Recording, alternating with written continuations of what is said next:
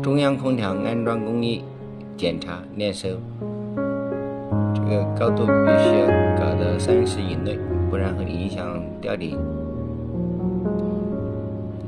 装好了，必须要把这个布袋套上，完成。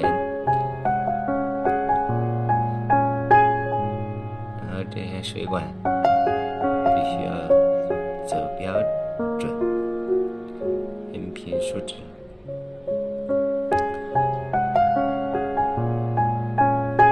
最下面那根是水管，然后这个空调这里必须要装个透气孔，那红色那个尖尖的东西都是透气孔，这装了透气孔，它水才流得过去。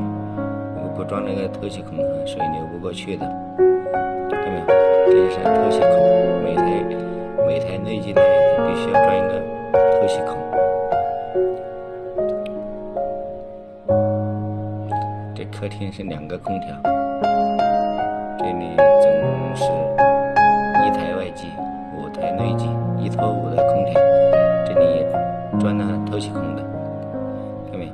这就是透气孔，这透气孔必须要装的，不装的话验收不准的。你装完了还要公司的也要来验收的，那是公司验收过后，这个数据还要传回厂家，如果不合格的话要重装的。现在的各行各业验收标准都还是做得很棒的，